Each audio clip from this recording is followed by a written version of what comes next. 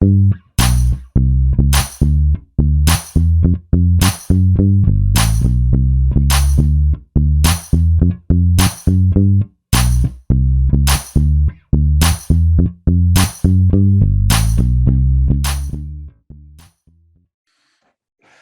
was listening to Dan Pena speak this morning, and I love that man. He's self-claimed alpha male, grew up in East LA, veteran, just a monster of a human being. Older dude, just he'd be disappointed in me because I don't wear suits. But I was listening to him speak about, and they were asking him about growing up in East LA, and he grew up, just a few blocks away from where I did. And talked about his dad being a cop and his mom crossing the Rio Grande to come to the States and give him an opportunity. And when they asked him questions, I can hear it in the interviewer's voice.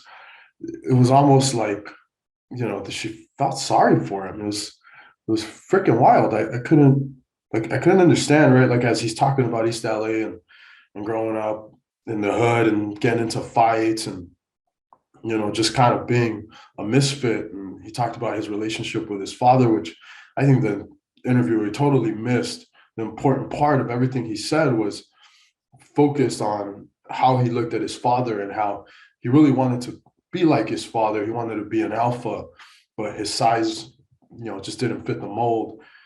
And so really the focus was on the environment.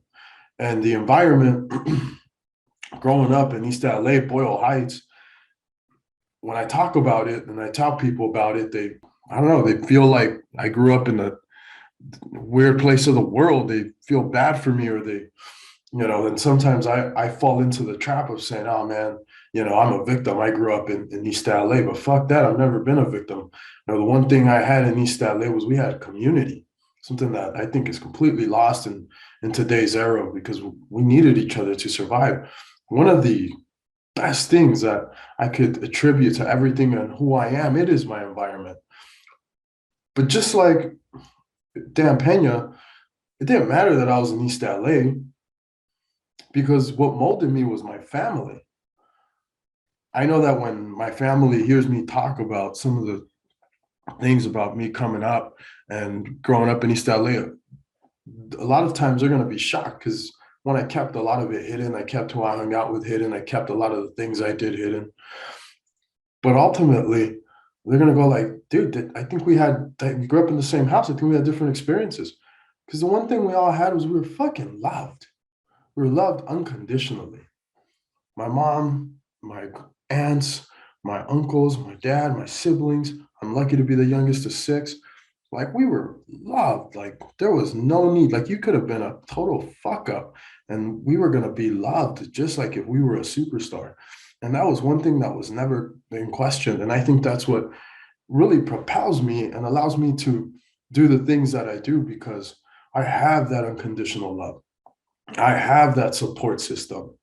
I never needed to try to be like my dad or my brothers. And even though I looked up to my brothers a lot, and there was times where I can say I honestly wanted to be like Marcos, Martin, Darius, even at times. The reality was that I got to become my own man and instill my own type of values and characteristics and grow to be who I wanted to be simply because I was loved unconditionally. And the environment that East LA provided was an environment where you didn't have a lot of that type of competition to where, we had to own a certain car or have certain type of furniture or really just peacock and show that we were at a certain level of certain social classes. Like we didn't need any of that shit. East LA just provided a place to live and survive, and it gave you a foundation of ethics, morals, and it gave you the ability to value the most important thing in life, which is family, love, and having that unconditional love.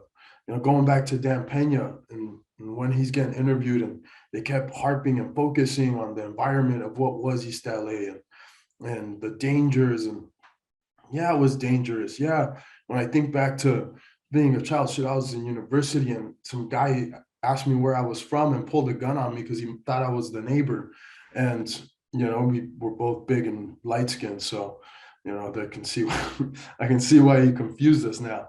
But, and at the moment I was fucking scared. And I think back of it, I would hate for somebody to experience that. But who gives a fuck? Like when all that was over and I walked back into the house, my uncle saw it and my uncle fucking embraced me and was there for me and coddled me to say, hey, everything's gonna be all right. It was just a moment.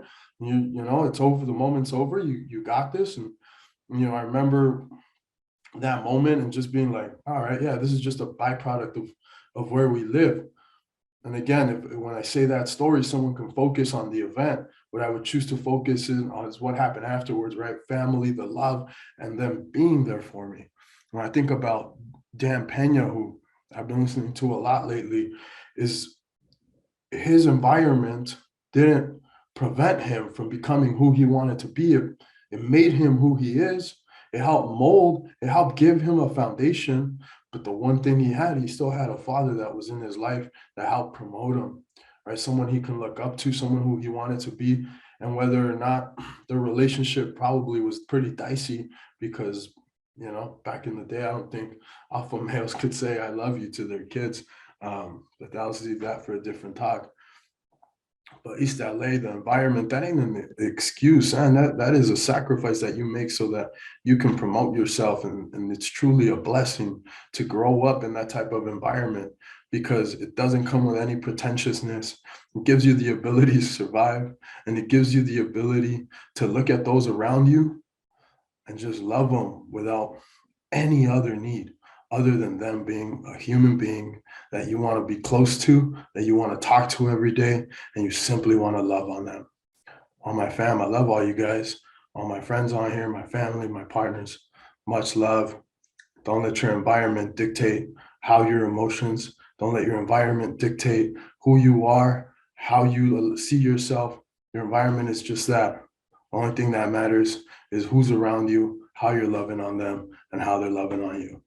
Peace out, y'all.